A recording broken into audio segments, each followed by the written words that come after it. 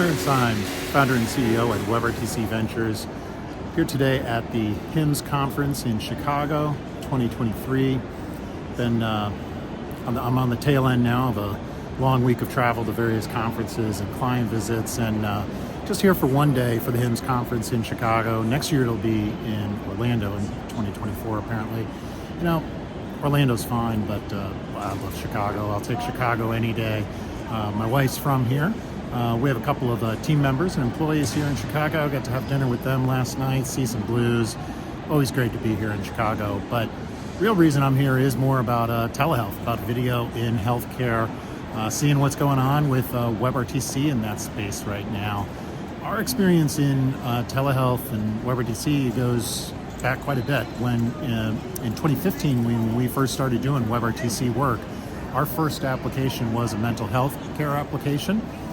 So that's an area that's really important to us. We've done a lot of work there, as well as telehealth around regular doctor's visits, and worked with a number of startups, some interesting projects. We've worked with interpretation, sign language applications that are used in healthcare, other wellness applications in general, and we've done some consulting and assessments around some of the bigger names in telehealth as well.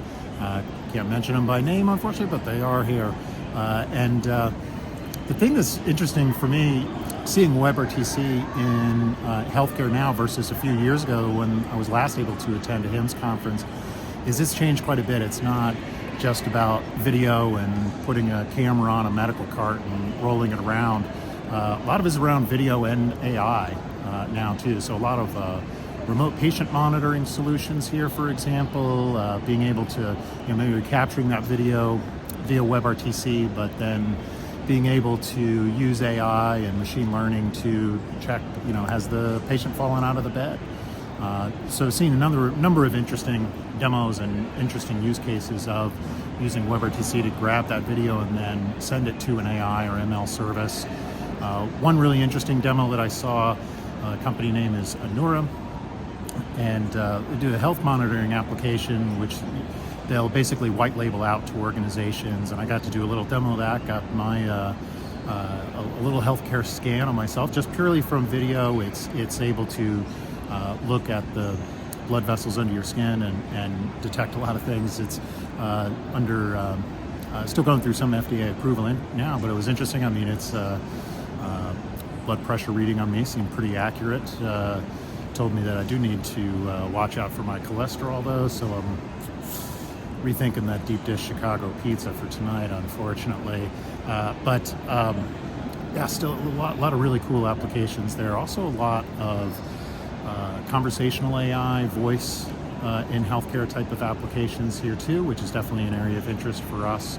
Applications on taking like notes from a medical visit. That's a big thing in healthcare, and cost savings and better utilizing the medical professional's time. So, combining, again, the video, voice, communication aspects that WebRTC can help us to build into an application with other ML and AI services. Could be things, services from AWS like that, or Symbol AI we've done work with. So lots of different ways that you can then process that information. And a lot of applications around just communication APIs in general, patient visit reminders. So that might be SMS, text messaging, not WebRTC based directly, but still in that larger suite of communication applications that we build for our clients too. Perhaps the most interesting to me, one thing I was really excited to see here today was got to go by the Alexa booth for Amazon Alexa. The Alexa Smart Properties is enabling a lot more of communications in healthcare using Alexa devices, and they have now in beta the ability to use WebRTC as well in an Alexa skill. So that's something we're really interested in at WebRTCventures. We're a system integration partner for the Amazon Chime SDK, and you can now integrate that directly into an Amazon skill. So that's something we're looking forward to doing for our clients. And that opens up, they have some cool demos, interesting applications of using Alexa and voice in a healthcare setting for bedside care, for senior care facilities, for being able to talk to the nurse even when they're not in the room perhaps, as well as even stay in communication with your family through the device or control other devices in the room, maybe room temperature or something like that. So lots of interesting use cases that we could do there as well. And something else too that we offer in our healthcare application development for telehealth, we have a starter kit that we call Simply Doc. You can call it whatever you want. Basically, it's a basic code that we can use to start to build your telehealth application, help you to get to market faster and a little less expensive, a little more efficiently. It's code base that we've built up that covers really like 80% of the features that we see most of our telehealth clients need in a video-based televisit application for any sort of vertical, really. So that's something that we can take that code base, get you started more quickly, and then build in the more unique aspects specific to the workflow that you need in your telehealth application, or maybe integrate in other AI and ML services like we've talked about seeing here at the HIMSS conference, whether that's for a transcription of visits or doing some sort of ML on the video. There's all sorts of different things that we could integrate that in for you. So if that's something that you're interested in, we're also happy to talk to you about building a telehealth solution that is completely custom or based on top of a licensed copy of that Simply code base. Anyways, that's about it for this update from the HIMSS conference in Chicago.